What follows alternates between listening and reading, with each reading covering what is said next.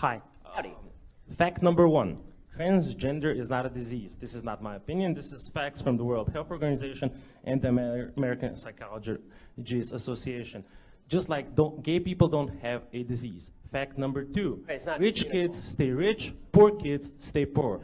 Out of 1,800 billionaires in the world, 12 of them are black.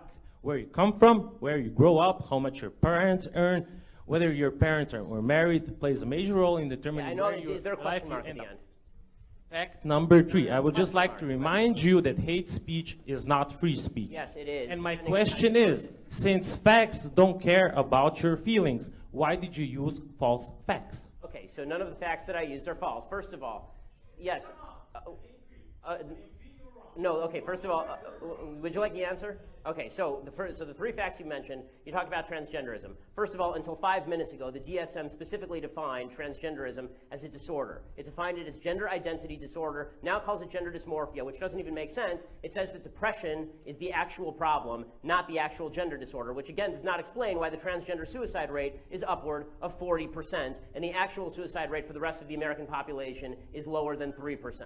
Okay, so that's number one. Number two, you talked about income inequality, and you suggested that all wealth is inherited. This is nonsense. According to the IRS statistics, if you are born into the bottom 20% of wage earners in the United States, you will not be one of the bottom 20% of wage earners in the United States. 90% of people will not be within 15 years. There's tremendous wage mobility in the United States of America. Plus, there is not a group of people who just sit at the very top and stay there. People move up and down, in and out of the 1%. 1% just defines the line of income. It doesn't define the people who are in that 1% of income. I've been in the 1%. I've been out of the 1%. It will happen to lots of people. People who are older tend to be more likely to be in the 1%. They weren't once in the 1%. What happened? Okay, so that's number two. Number three, you say hate speech is not free speech. It depends how you define hate speech. The only speech that is not free speech is speech that overtly defends or pushes violence.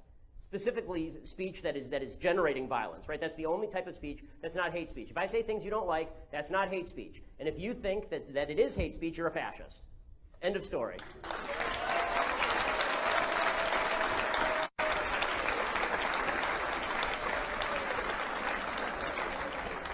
People don't. So, how do you say that some people don't have privilege when you basically just said that trans people aren't valid? They're not a thing. They're just girls pretending to be boys or boys pretending to be girls. Okay. Like, okay. Oh, someone's excited. Okay. It's biological, but gender is a completely different thing. No, gender is not disconnected from sex. So. It's not completely disconnected, but it's still a cultural thing. It's still from society. It's okay. No, it is not in the mind. Okay, you're not a man if you think you're a man. And I didn't say pretending, or if I did, I shouldn't have said pretending. Let me amend. You said playing. Okay, I said a boy who thinks he's a girl. That's the usual phraseology I use. Not playing. I usually say a boy who thinks he's a girl or a girl who thinks he's a boy, which is technically what we're talking about here. As far as the actual psychological issues at play, it used to be called gender dysphoria or gender identity disorder. Now they call it gender dysphoria. The idea that sex or gender are malleable is not true. Okay, and I'm not denying your humanity if you're a transgender person. I am saying that you are not the sex to which you claim to be. You're still a human being, and you're a human being with an issue that I wish you Godspeed in dealing with in whatever way you see fit. But if you are going to dictate to me that I'm supposed to pretend that men are women and women are men, no. My answer is no. I'm not going to modify basic biology because it threatens your subjective sense of what you are. Okay, but you're still saying these kids should not be accepted because they don't really fit in either place. They can't just I'm saying that the Boy Scouts have a standard. You must be a biological boy to be a Boy Scout. You have to be a boy to be a Boy Scout. Where's that written though? Okay. In the name Boy Scouts. Because this is a very because for all of human history, boy meant boy and girl meant girl. Boy did not mean girl. And if I call you a moose, are you suddenly a moose? Okay, if I redefine our terms. No, yes, that's right. Men and women are a completely different thing. This is true. Have you ever met a man or a woman? They're completely different. You can't just say you're a cat. It's not a thing. It's genders. It's not saying you're okay, why is that? I don't understand. Why? Okay, let me ask you this. Okay, I won't ask you how old. I will ask you how old you are, okay? Because you're young enough that it's probably not insulting to ask you. So. I'm 22, so I'm probably young and naive, right? No. Why aren't you 60? Why aren't you 60? And why can't you identify as 60? What is the problem with you identifying as 60? Because it's not the same as gender. You can't just... You're right. Age is significantly less important than gender. You can't magically change your gender. You can't magically change your sex. You can't magically change your age. You can still legally change it. People recognize. You can't legally change your age, by the way. Obviously, you can change your name, you can change your sex, you can change your identity. Just because you can do things legally doesn't mean that they are correct biologically. You could do lots of things in the past that were incorrect biologically and correct legally. For a long period of time in the United States, sterilization of the mentally ill took place. That didn't make it okay. Skinner versus Oklahoma. Justice Oliver Wendell Holmes wrote the decision. Right. I still don't understand why these children that are have gender. It's not a matter of open-minded and accepting. I want them to get treatment that they see fit, but that's not involving me. The idea behind the transgender movement as a civil rights movement is the idea that all of their problems would just go away if I would pretend that they were the sex to which they claim. Have you talked to a group of trans people at all instead of this group of like white people? I'm more than happy to talk to a group of any people who will have me, but usually they protest me. Is she brave? Of course she's brave. All those years invested as this sports legend. To come out transgender is horribly difficult. It is the most difficult thing you can do. I've been overseas. I've flown helicopter missions, surveillance missions. I've been shot, stabbed. Being brave is being yourself. And being transgender is about the bravest thing you can do. Did she deserve the award? 65? Yes. Why are we mainstreaming delusion? It's not delusion. Why would you call it delusion? Because Caitlyn Jenner, I'll call him Caitlyn Jenner. No, because it's her. You're not being polite to the pronouns. Because disrespectful. Okay, forget about the disrespect. Facts don't care about your feelings. It turns out that every chromosome, every cell in Caitlyn Jenner's body is male with the exception of some of his sperm cells. It turns out that his brain structure is male. It turns out that he still has all of his male appendages. How he feels on the inside is irrelevant to the question of his biological sex. I don't agree with that. I'm not on that train. I'm not on that train. She wants to be called she. I'm going to call her she. I just have a problem with the message and the messenger. So well, I'm going to do two things. I want to reiterate what Zoe said, which is the bifurcation of the courage to come forward after a lifetime as a male and a certain kind of a male versus did she deserve this award? Listen, the awards, what are award ceremonies except an opportunity to catch some eyes? Especially the ESPN. So, yeah. It's like ESPN, well done, ABC. Yeah. They did exactly what their job was, to attract eyes. They did it. That's what award ceremonies are for. But in terms of the science behind gender dysphoria, you're very familiar with that, Zoe. Very familiar. It's not about the chromosome. Excuse me, the chromosomes within our nuclei. Yeah, go ahead. Chromosomes don't necessarily mean you're male or female. Gender. With gender identity. Go ahead. No, so especially, but even so, you have a thing like Klinefelter's syndrome. So you don't know what you're talking about. You're not educated on genetics. Would you actually like to discuss the genetics? Or well, no, what no. are your genetics? So I'd stay away from the genetics and back to the brain scans. You cut that out now, or you'll go home in an ambulance. Yeah, that seems mildly inappropriate for a political discussion. No, I know. Well, but wait. To be fair, you're actually being kind of rude. And that's not fair. I'm sorry. It's not rude to say that someone who is biologically a male is a male. Someone who is biologically male is a male. Workforce efficiently on a global scale. Redistribution of wealth does not achieve competition, because it turns out that what actually achieves competition is the sort of values that you impose in your work life. This is why if you have a bunch of people who win the lottery, disproportionately people who are poor and win the lottery end up poor again. The reason people are permanently poor in the United States is not because they don't have money, it's because they suck with money. The reason people are temporarily poor is because they don't have money. The reason they're permanently poor, okay, this is self-evident, folks, that's not even controversial. If you're poor in America your entire life, you are not great with money by definition. Okay, name me one person in America who's phenomenal with money, that's poor for 80 years. Anybody? Names? Anyone? Okay, military veterans. Okay, military. Okay. Test. I'm sorry, Mr. Shapiro. Yeah, I'm at a point right now, quite frankly, where I'm going to dismiss the students. I know there are other questions that would like to be asked. Why? With all due respect, Mr. Shapiro, Mr. Shapiro represents a narrative that he's providing to all of you guys based off of his opinions, what he believes, and what he wants to share with all of you. I know that the education was there for all of you to understand left side, right side, whatnot, but also the opportunity was allowed for him to impress upon you some of his opinions about certain things. And I think the lesson was there for me to understand and also for all of you to understand. I think what this is getting into now is it's starting to cross the line.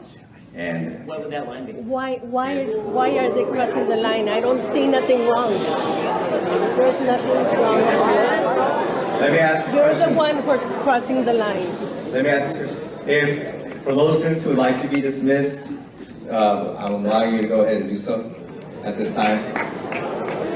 For those of you who would like to continue to listen, you can remain and listen to Shapiro and also the So, okay, let's assume that your scientific knowledge is vast. Let's assume your scientific knowledge. So, are you also against partial birth abortion? I think if, like, I don't understand why people would have a, like, At what point does that bundle of cells become a human being in your view? Sorry. No, really, I mean, this is... I just need to calm down for a second. Sorry, did I trigger you? Go to another abortion is a very simple issue. If you believe, as you do apparently, that that's nothing in there but just a bunch of goo, then you're right. If you believe in something called science, that is more than a bundle of goo, then you do not actually kill it just because it's convenient to you. And let me tell you something. No, science definitely dictates that a fetus, until it can leave the womb and be technically viable, is a bundle of cells inside a person. Okay, so if you can only live on life support, you're not a person. You stop being a person. So if you get in a car crash today and put you on life support, you're on an iron lung. You take off the iron lung, you're going to die. You're not a person anymore. Is that how this works? If my brain is no longer functioning? No, if your brain is functioning, but you can't breathe on your own. Then I'm still technically viable. Brain function. No, you're not, because the machine's keeping you alive. Look, again, the bottom line is this. If you are defining whether something is a life or not based on your own convenience, that is the nature of evil.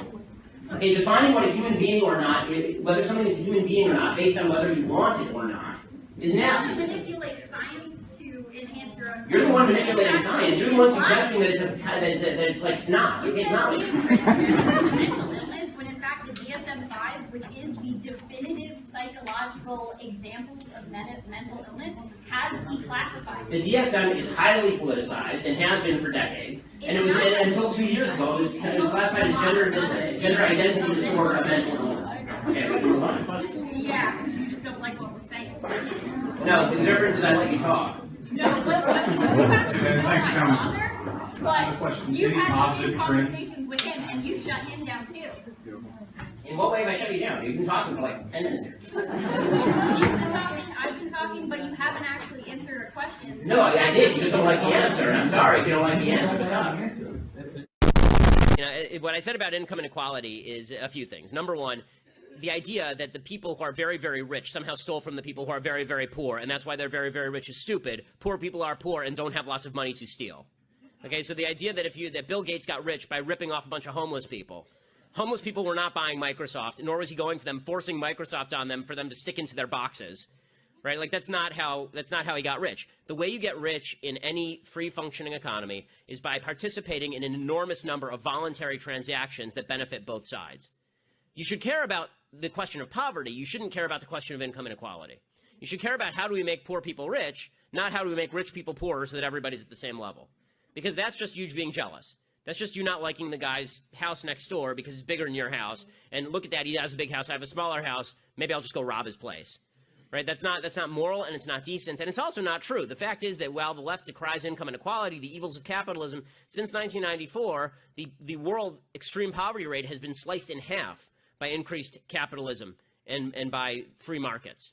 Right? I mean, the free markets that are now being bashed left and right, those free markets are the greatest innovation in the history of humanity when it comes to the economy. It's why you have nice stuff. It's why you're not sitting in your backyard right now crafting your own handmade tie from a sheep that you had to shear yourself. I mean, I thought there's a great thing. I mean, just there's a little bit of a caveat on trade.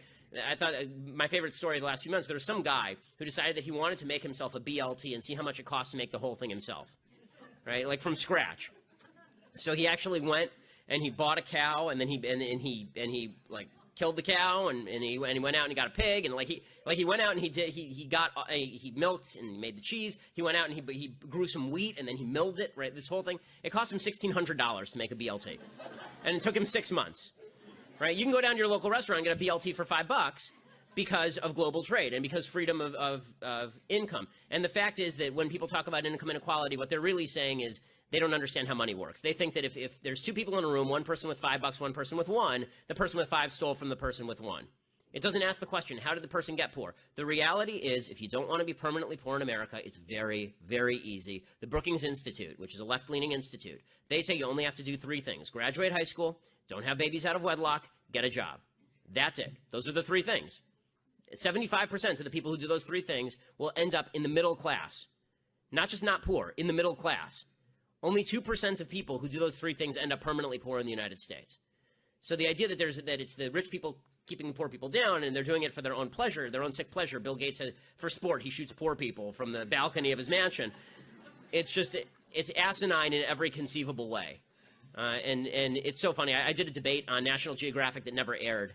It never aired because it was brutal. And it was me against 3, which made it almost fair for them. And it was like Van Jones, and I think Van Jones was on the other side, and some professor from NYU. And it was exactly on this topic. And I said to them, are you proposing that we actually just kill the rich people and redistribute their money? And they said no. And I said to them, why are you talking about the rich people? What did they do? And they didn't have an answer, because they don't know what the rich people did. They just know they want their cash.